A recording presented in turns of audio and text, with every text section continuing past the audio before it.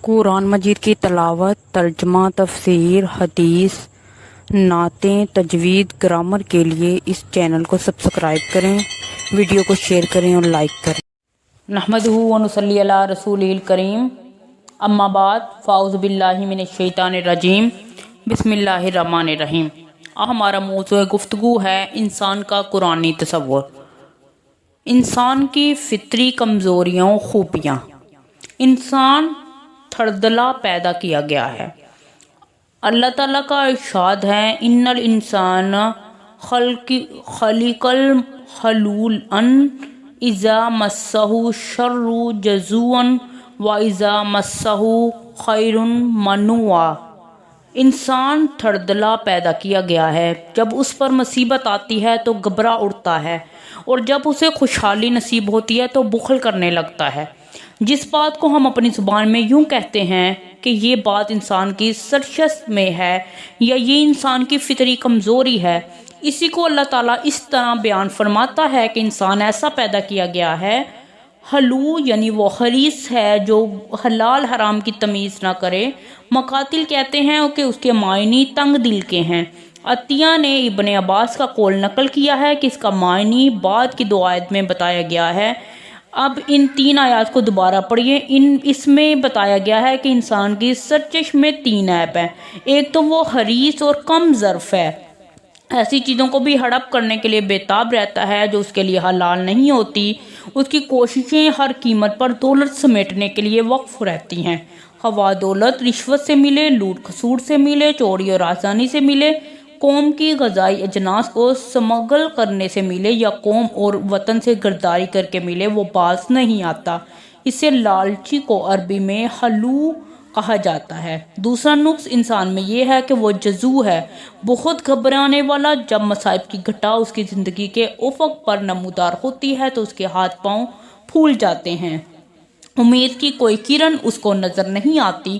تیسرا نقص یہ ہے کہ وہ سخت کنجوس، سخت بخیل، کسی ملی و قومی مقصد کے لیے، کسی نادار اور فقیر کی امداد کے لیے ایک دمری بھی خرچ نہیں کرتا۔ اب ذرا سوچئے کہ جس شخص میں ہرس اتنی کوٹ کوٹ کر بھری ہوئی ہے کہ وہ حلال و حرام کی تمیز سے بھی قاصر ہو، جو مصیبت کے وقت اپنے اوسان خطا کر بیٹھے اور مایوس ہو کر اپنے آپ کو حالات کے رحم و کرم پر چھوڑ دے، یا جب وہ دولت مند اور مالدار ہو تو کنجوس مکھی چوس بن جائے، تو کیا ایسے شخص کا وجود اپنے ملک کے لیے باعث ننگ و دیار نہیں ہوتا؟ اس سے اس کے بستی والے بھی نفرت کرتے ہیں، اس کے گھر والے بھی اس سے بیزار ہوتے ہیں، اور سچ تو یہ ہے کہ وہ اپنی ذات کے لیے بھی وبال بن جاتا ہے۔ کمزوریوں کی اصلاح۔ ایسی فطری کمزوریوں کا پیکر جب اسلام کی تعلیمات کو اپنا لیتا ہے، جب اس کے ارشادات پر عمل پیرا ہو جاتا ہے، جب اپنی زندگی کے شب و روز کو قرآن کریم کے پیش کیے ہوئے قالب میں ڈھال لیتا ہے تو اس کی کایا پلٹ جاتی ہے۔ وہ حریص نہیں رہتا، وہ غنی ہو جاتا ہے، اس کا دل غنی ہو جاتا ہے، اس کی آنکھیں سیر ہو جاتی ہیں۔ مصائب کے تندو تیز طوفان جب اس سے آ کر ٹکراتے ہیں تو اسے فولاد کی چٹان کی مانند مضبوط پاتے ہیں۔ ان حالات میں اس کی امید کا چراغ اور زیادہ ضیاء بار ہوتا ہے۔ سیلِ حوادث سے وہ گھبراتا نہیں، بلکہ اس وقت اس کی خفتہ توانائیاں انگڑائیاں لینے لگتی ہیں اور ان سے فرار اختیار نہیں کرتا، بلکہ شیروں کی طرح ان پر جھپٹتا ہے۔ اور جب اس پر خوشحالی کا دور آتا ہے تو وہ محتاجوں اور مسکینوں کو ڈھونڈ کر ان کی امداد کرتا ہے۔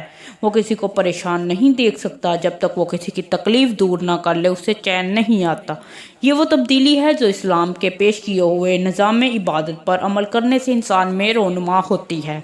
ہماری شومیہ قسمت ملاحظہ ہو کہ آج کا مسلمان اس بابرکت پروگرام کو اپنے لیے ناقابل برداشت ایک ناروا پابندی اور ایک غیر دلچسپ مصروفیت گردانتا ہے۔ اسی وجہ سے وہ فطری کمزوریاں اودھ کر آئی ہیں اور بڑی قوت سے انہوں نے ہمارے قلب و نظر پر قبضہ جما لیا ہے۔ اب آئیے اس اصلاح کے پروگرام کا مطالعہ کریں جو اللہ تعالیٰ نے ان کمزوریوں کو رفع کرنے کے لیے دیا ہے۔ الا المصلین الذین هم علی صلاتہم دائمون۔ اس عیب سے بچے ہوئے ہیں جو نماز پڑھنے والے ہیں اور اپنی نماز کی ہمیشہ پابندی کرتے ہیں۔ ان کمزوریوں سے وہ لوگ نجات پا لیتے ہیں جو نماز ادا کرتے ہیں اور نماز ادا کرتے وقت صمیم قلب سے رب کی یاد میں محو ہو جاتے ہیں۔ دائیں بائیں ان کی نظر نہیں اٹھتی، یہ اس کیفیت میں ڈوبے رہتے ہیں کہ وہ اپنے رب کے حضور حاضر ہیں۔ ان کی حرکات و سکنات بلکہ دل کے احساسات کو بھی وہ دیکھ رہا ہے۔ ابو الخیر کہتے ہیں کہ ہم نے عقبہ بن عامر سے دریافت کیا کہ اس آیت میں دائمون کا معنی پابندی سے نماز ادا کرنا ہے۔ انہوں نے کہا یہ معنی نہیں بلکہ اس کا مطلب کسی کی طرف الطاف نہ کرنا ہے۔ نمازی کو چاہیے کہ اپنی نگاہ سجدہ گاہ پر مرکوز رکھے۔ حضور صلی اللہ علیہ وسلم نے حضرت انس سے فرمایا اپنی نگاہیں اس جگہ رکھو جہاں تم سجدہ کرتے ہو۔ علماء فرماتے ہیں کہ نظر کو اپنی سجدہ گاہ پر مرکوز رکھنے سے حضور قلب حاصل ہوتا ہے اور خطرات سے نجات ملتی ہے۔ والذین فی اموالہم حق معلوم للسائلین والمحروم والذین یصدقون بیوم الدین والذین هم من العذاب ربہم مشفقون ان عذاب ربہم غیر مامون، اور جن کے مالوں میں سائل اور محروم کا ایک مقرر حق ہے، جو بروز جزا کو حق مانتے ہیں، جو اپنے رب کے عذاب سے ڈرتے ہیں، کیونکہ ان کے رب کا عذاب ایسی چیز نہیں ہے جس سے کوئی بے خوف ہو۔ ان کے مالوں میں سائل اور محروم کا ایک مقررہ حق ہے۔ مقررہ حق کا مطلب ہے کہ انہوں نے خود اپنے مالوں میں سائل اور محروم دونوں کے لیے حق رکھا ہے، اور سائل سے مراد پیشہ ور اور بھیک مانگنے والا نہیں بلکہ وہ حاجت مند شخص ہے جو کسی سے مدد مانگے، اور محروم سے مراد ایسا شخص ہے جو بے روزگار ہو یا روزی کمانے کی کوشش کرتا ہو مگر اس کی ضروریات پوری نہ ہوتی ہوں، یا کسی حادثے یا آفت کا شکار ہو کر محتاج ہو گیا ہو یا روزی کمانے کے قابل ہی نہ ہو۔ ایسے لوگوں کے متعلق جب معلوم ہو جائے کہ وہ واقعی محروم ہیں تو ایک خدا پرست انسان اس بات کا انتظار نہیں کرتا کہ وہ اس سے مدد مانگے، بلکہ ان کی محرومی کا علم ہوتے ہی وہ خود آگے بڑھ کر ان کی مدد کرتا ہے۔ خدا پرست انسان دنیا میں اپنے آپ کو غیر ذمہ دار اور غیر جواب دہ نہیں سمجھتے، بلکہ اس بات پر یقین رکھتے ہیں کہ ایک دن انہیں اپنے خدا کے حضور حاضر ہو کر اپنے اعمال کا حساب دینا ہوگا۔ وہ نیکیاں کرتے ہیں لیکن ان پر ناز نہیں کرتے، ہر وقت اپنی کوتاہیوں کا احساس کر کے اپنے رب کی ناراضگی سے لرزاں و ترساں رہتے ہیں۔ والذین هم لفروجہم حافظون الا علی ازواجہم او ما ملکت ایمانہم فإنہم غیر مولمین فمن ابتغى وراء ذلك فأولئک هم العادون والذین هم لأمانتہم وعدتہم راعون والذین هم بشہادتہم قائمون، جو اپنی شرمگاہوں کی حفاظت کرتے ہیں بجز اپنی بیویوں یا اپنی مملوکہ عورتوں کے جن سے مفعول نہ رکھنے میں ان پر کوئی ملامت نہیں، البتہ جو اس کے علاوہ کچھ اور چاہیں وہی حد سے تجاوز کرنے والے ہیں، جو اپنی امانتوں کی حفاظت اور اپنے عہد کا پاس کرتے ہیں، جو اپنی گواہیوں میں راست بازی پر قائم رہتے ہیں۔ والذین هم لفروجہم حافظون، جو اپنے دامن عفت پر داغ نہیں پڑنے دیتے، جو اپنے گہرے عصمت کی پوری طرح حفاظت کرتے ہیں، اپنے جسم کے قابل شرم حصوں کو چھپا کر رکھتے ہیں، یعنی عریانی سے پرہیز کرتے ہیں، اور اپنے ستر دوسروں کے سامنے نہیں کھولتے۔ دوسرے یہ کہ اپنی عصمت اور عفت کو محفوظ رکھتے ہیں، یعنی صنفی معاملات میں آزادیاں نہیں برتتے اور قوت شہوانی کے استعمال میں بے لگام نہیں ہوتے۔ والذین هم لأمانتہم وعدتہم راعون، جو ایمانتیں ان کے سپرد کی جاتی ہیں ان میں خیانت نہیں کرتے۔ ایمانتوں سے یہاں مراد ہر قسم کی ایمانتیں ہیں، ہمارے اعضاء، ہمارے ہوش و حواس، ہماری عقل اور ہماری زندگی سب خدا کی ایمانتیں ہیں۔